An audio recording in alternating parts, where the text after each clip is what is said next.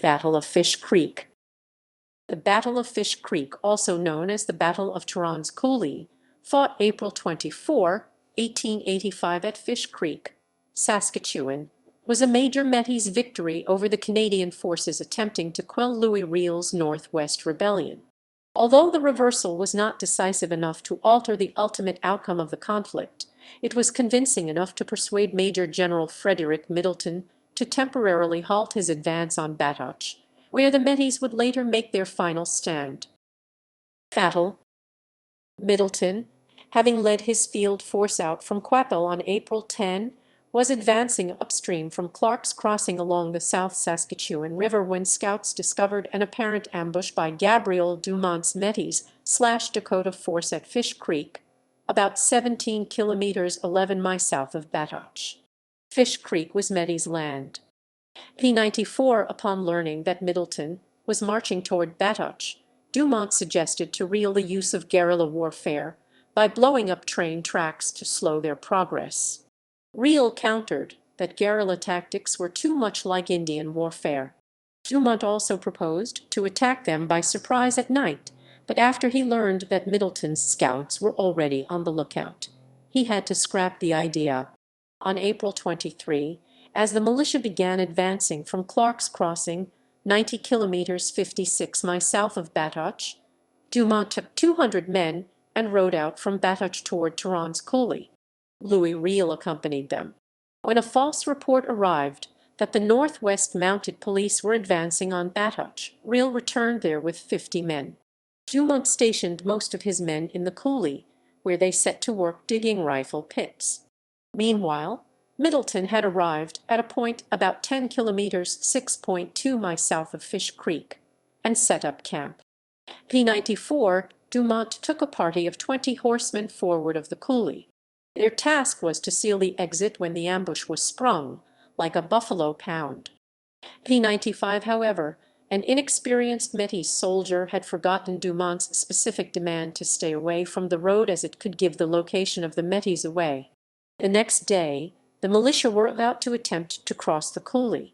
A scout spotted the tracks of the inexperienced Métis soldier and began to follow them. The scout was coming close to Dumont and his men, and Dumont stealthily attempted to catch him. Before Dumont could catch the scout, the Métis and Canadian militia had come into contact with each other, and it was then that the concealed Métis in the rifle pits attempted to ambush the militia. Dumont, under pressure, shot the militia's scout and returned to his men in the Poplar Bluff rifle pits to fight the rest of the Canadian militia. The Métis pounded Middleton's men with one devastating fusillade before withdrawing into cover and restricting themselves to sniper fire in order to conserve ammunition. Their position was strategically selected and enabled a simple and effective strategy of defense. Since the Métis were positioned in the Coulée, they were restricted to shooting up towards the Canadian militia, and many of the wounds were mainly in the upper body and head area. With half of his force on the opposite side of the river, Middleton was unable to bring his full numbers to bear.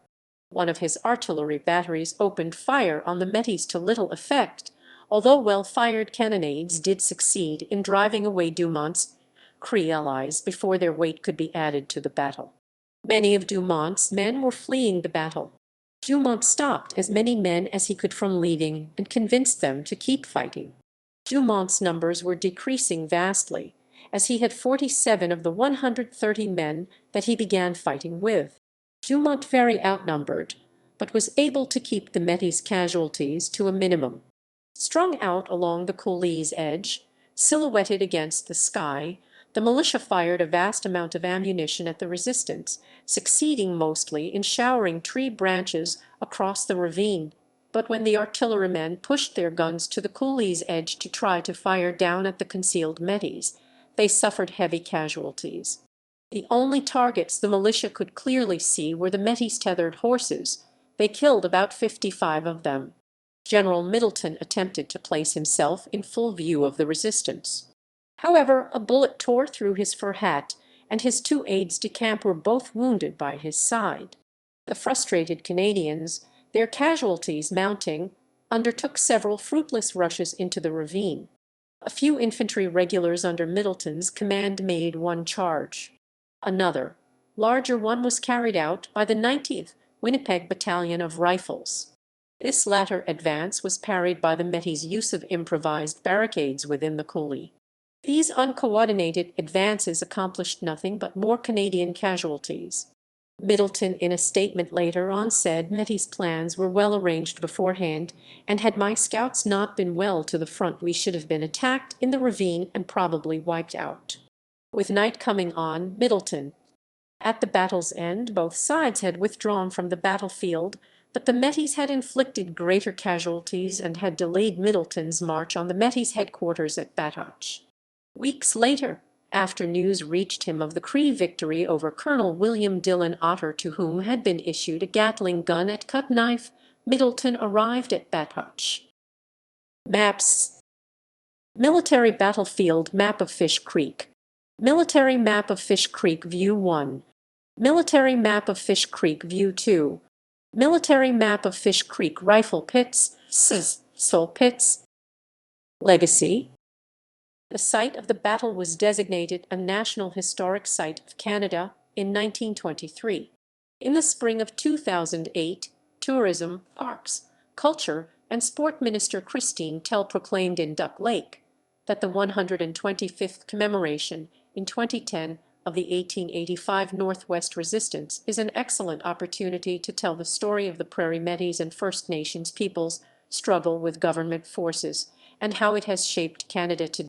The National Historic Site of Middleton's Camp and Graveyard is across the Fish Creek water body and is northwest of the theatre of battle, which occurred in the Creek Valley west of the Tourond farmhouse site. Footnotes: